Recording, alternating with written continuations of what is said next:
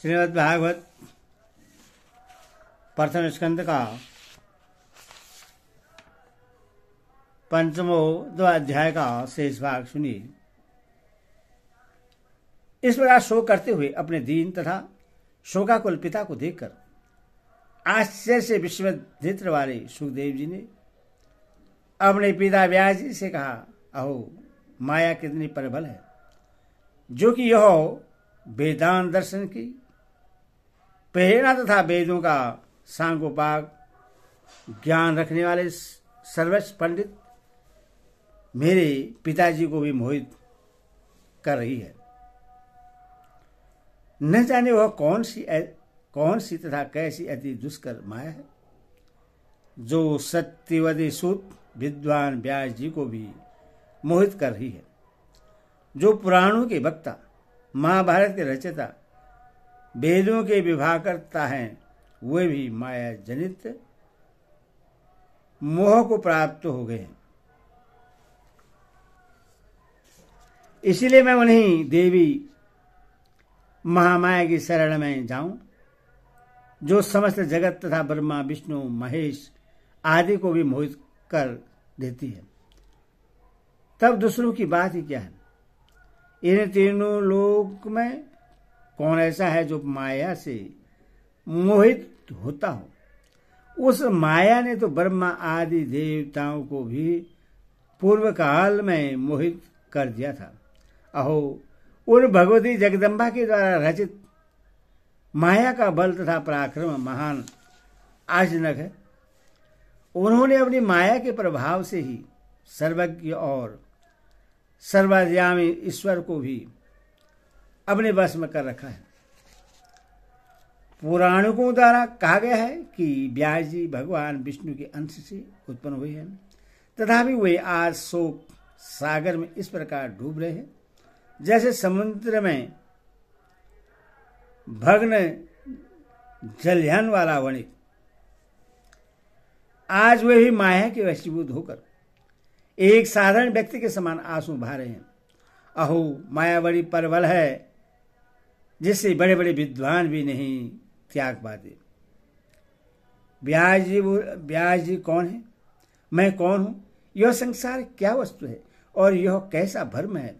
इस पांच भौतिक शरीर में पिता पुत्र की भावना कहां से आई। यह माया अति प्रबल है, जो मायावियों को भी मोहित कर देती है, जिसके वशीभूत होकर यहाँ दिव्य कृष्ण देवपायन भी रुदन कर रहे हैं। सोची बोले, सब कारणों के एकमात्र कारण सब देवताओं की जननी तथा ब्रह्मा आदि देवताओं की भी स्वामिनी आदिशक्ति भगवती को मन से स्मरण करके शोक सागर में डूबे हुए अपने अपने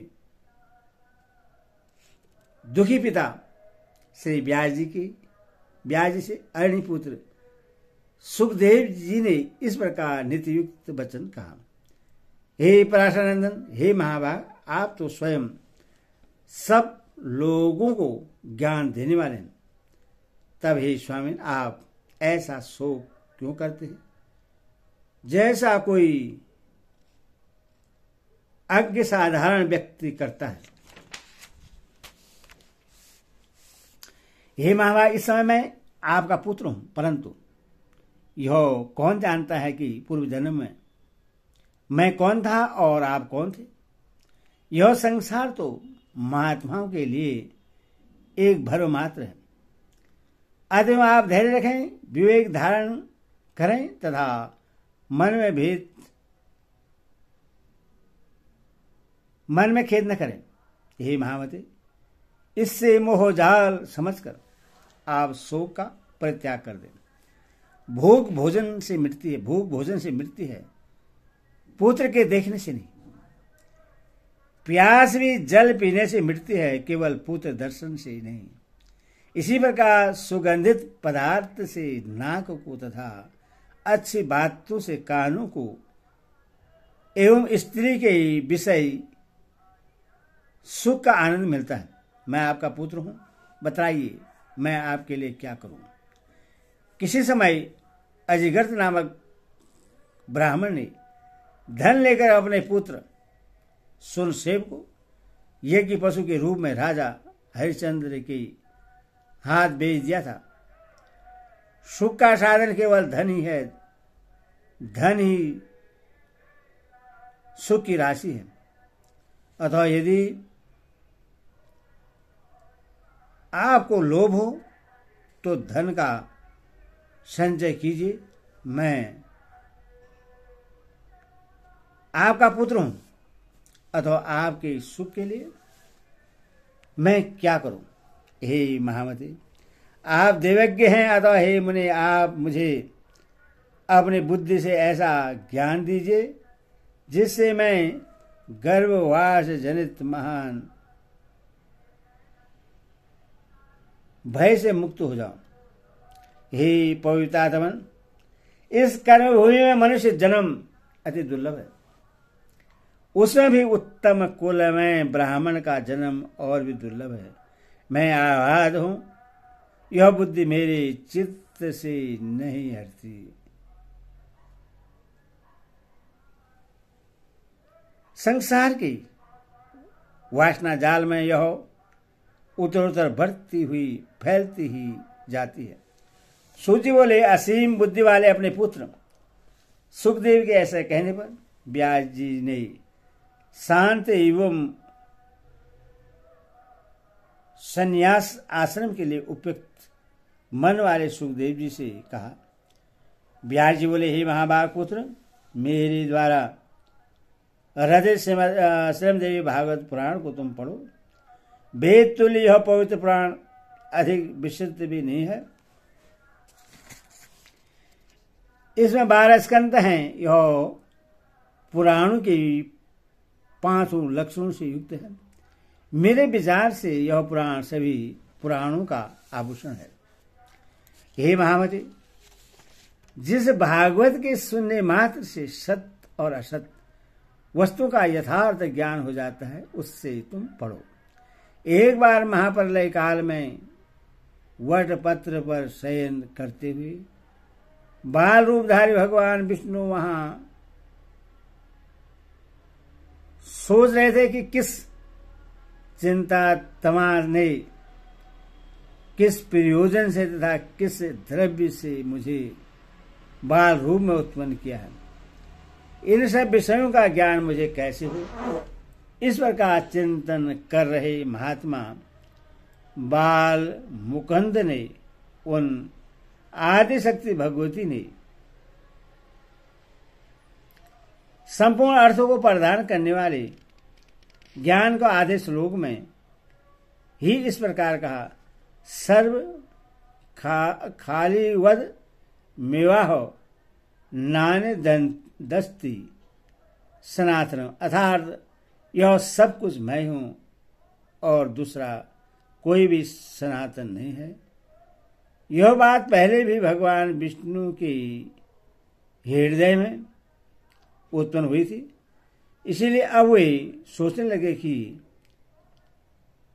इस सत्य वचन का उच्चारण किसने किया, इस कहने वाले को मैं कैसे जानूं? यह स्त्री है या पुरुष अथवा नपुंसक है? ऐसी चिंता वाले भगवान विष्णु ने भागवत को हृदय में धारण किया और उसी श्लोकार्थ में मन लगाए हुए बार बार उसका उच्चारण करने लगे। इस प्रकार बट पत्र पर सोए हुए भगवान विष्णु चिंतातुर हो गए। उसी समय शंख चक्र गदा पद्म इन श्रेष्ठ आयुधों को धारण किए हुए चतुर्भुज शांत स्वरूप शांत शिव शांता शिवा दिव्या वस्त्राभूषण से सुसज्जित होकर अपने ही समान विभूतियों वाली सखियों सहित पार्थिभूत हुई। वे सुंदर मुख वाली भगवती महालक्ष्मी परम तेजस्वी भगवान विष्णु की समस्त मंद मंद मुस्कुराते हुए प्रकट हुई। सूची बोले, इस अपार प्रलय सागर में बिना अवलंबन के स्थित मनोरम रूप वाली उन दिव्य देवी को देखकर कमल नयन भगवान विष्णु बड़े ही विस्मय में पड़े।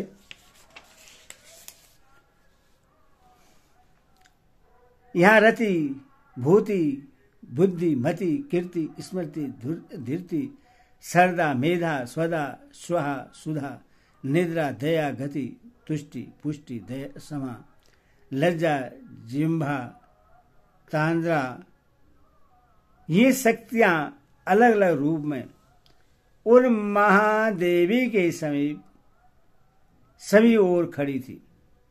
वे सभी श्रेष्ठ आयुध धारण किए हुए थी, नाना प्रकार के आभूषण से विभूषित थी तथा उनके हृदय पर मंदार की मालाएं और मोतियों का हार शोभित हो रहे थे। उन भगवती महालक्ष्मी तथा उनकी सभी अन्यायन सखियों को उस प्रलय सागर के जल में उपस्थित देखकर भगवान विष्णु के मन में बड़ा विस्मय हुआ।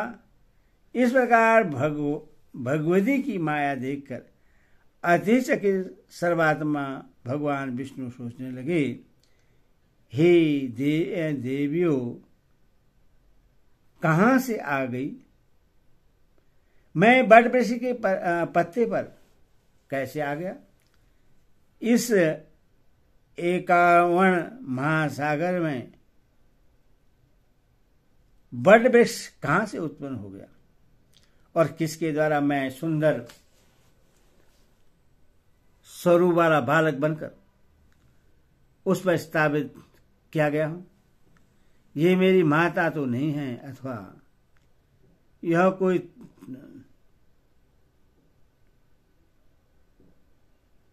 अब मैं इस विषय में क्या कहूं?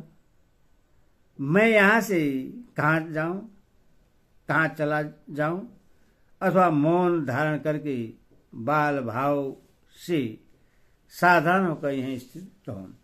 एति श्रीदेवी भागवत महापुराण षष्ठ दश सहस्रानुशयितानां प्रथम स्कंदे सुख वैराग्यवर्णा